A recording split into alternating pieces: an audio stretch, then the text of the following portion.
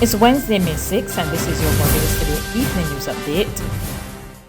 Unconscionable and devastating. That's the initial reaction to the European Commission's decision to blacklist Barbados in a report scheduled to be released tomorrow. A Reuters report said the island is among a number of other jurisdictions, including Jamaica and the Bahamas, that will be on a new anti-money laundering and terrorism financing blacklist. President of the Barbados International Business Association, Julia Ho, today warned the move could make Barbados high risk and affect its banking relationships, not just in the global business sector, but its access to foreign exchange generally. Meanwhile, Attorney General Dale Marshall is strongly defending the country's anti-money laundering efforts. He suggested the EU's action amounted to little more than conviction without a trial and insisted that the island should have been told where it fell short. Noting that the EU had taken a similar approach last year, the AG insisted the island has made significant progress in addressing a number of recommendations in a mutual evaluation report and others. He, however, noted that there are some areas to be strengthened and the island will continue to strive for the highest ranking for its regulatory framework. Top officials today made a strong appeal for Barbados and the Eastern Caribbean to receive urgent help to overcome the devastating impact of the COVID-19 pandemic. United Nations authorities and regional leaders today launched a US $29.7 million funding appeal and the COVID-19 multi-sectoral response plan. The UN's resident coordinator warned it cannot be business as usual, describing the pandemic as an unprecedented human crisis. That at this time of greater uncertainty, the Caribbean has never before needed the level of assistance that it is today.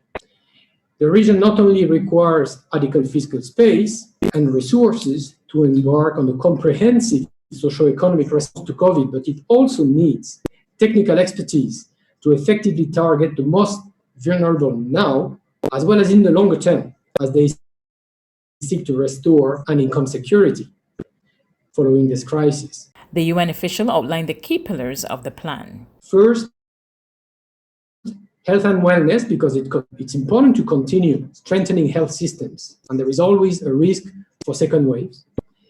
Second, food and nutrition security, to ensure especially that vulnerable households involved with the agri-sector remain resilient.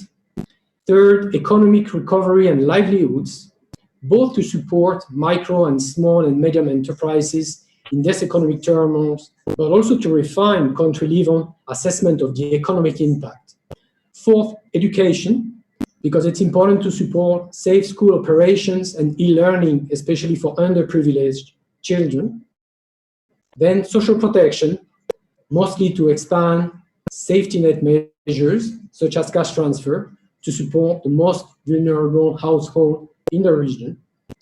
Then we believe it's extremely important to prevent and address gender-based violence or violence against children. Foreign Affairs Minister Senator Dr. Jerome Walcott praised the UN's support for the region. He stressed assistance is critical. We certainly welcome the efforts of the United Nations in responding to our pleas and needs at this point in time.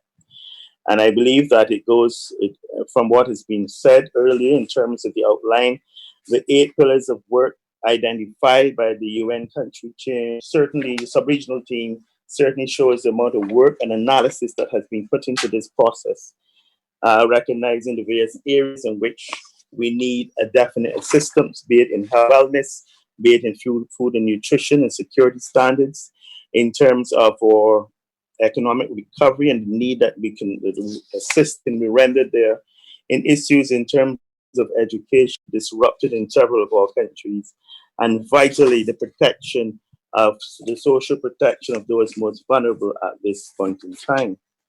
I want to say that it is a time for us that our Prime Minister has spoken recently in terms of the need for new global moral leadership, the importance of multilateralism, and I want to take this opportunity it is the need for extraordinary support for the UN in terms of this entire process. And I'm calling on our development partners to try to help us address a number of these challenges which are now being posed and indeed exacerbated by COVID-19. In other news this Wednesday, for the third consecutive day, no new COVID-19 infections were recorded in Barbados. The Ministry of Health and Wellness has indicated that 80 tests were conducted by the Best de Santos Public Health Laboratory and there were no new positive cases. To date, this brings the tally of tests to 2,629. 28 persons will continue to stay in isolation. The number of confirmed cases remains at 82. There have been 47 recoveries and 7 deaths. There's regional and international news after this short break.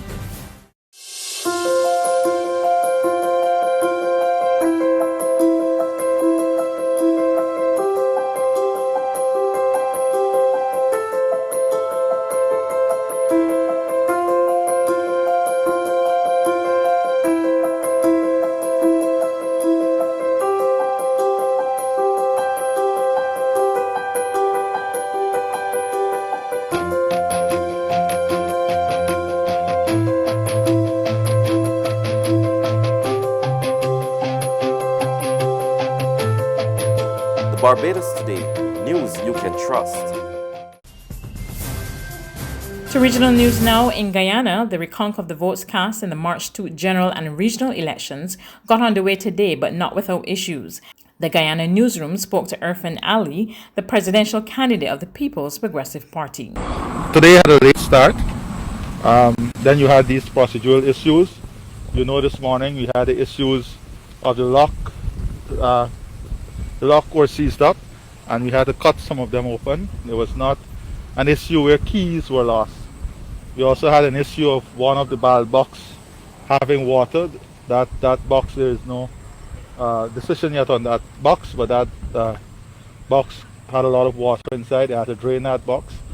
Then we have one issue that we have been giving the assurance has been clarified, and that is Region 4, District 4. District 4 did not start in a sequential manner. That is starting from the forest box coming down, which is starting from the east bank. So we've been assured that tomorrow we will return to the sequential counting of District 4. Those were some of the issues that we addressed today. And hopefully tomorrow we have greater commitment to the process from all stakeholders. Commissioner with the Guyana Elections Commission, Vincent Alexander, also highlighted some concerns he had of his own. One of the big issues will be the fact that at least one station has closed off for the day, and that may be an issue. Well, the fact of the matter is that there's been some insistence that we deal with the ballot boxes in numerical order. You know, if your ballot box is from region 1, you will have the first box will be 001, and then the next one will be 002, something like that. And political parties have been insisting that we follow that sequence. Now it so happens that Georgetown is relatively large in terms of each polling station, sometimes as much as 400 persons. So if we were to start a Georgetown box at this hour, it will take us past 7.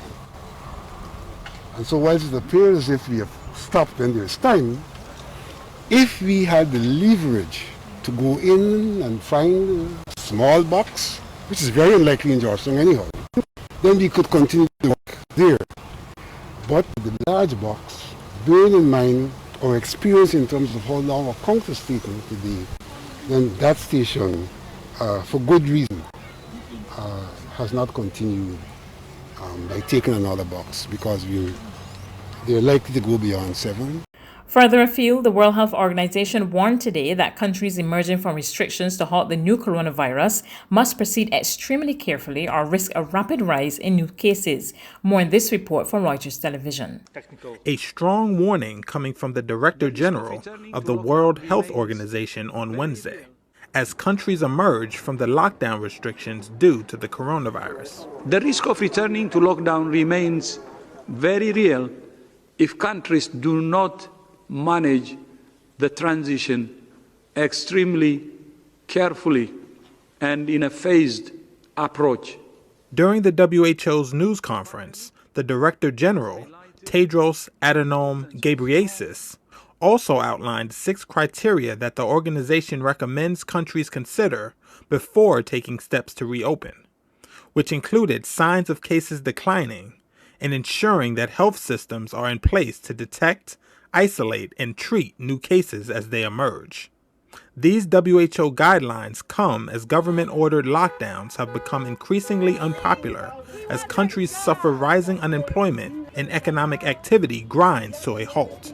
Some countries like Germany, Spain, and Italy have started to relax restrictions, while U.S. President Donald Trump has said his focus is opening up his country again. We have to get our country open, and we have to get it open soon.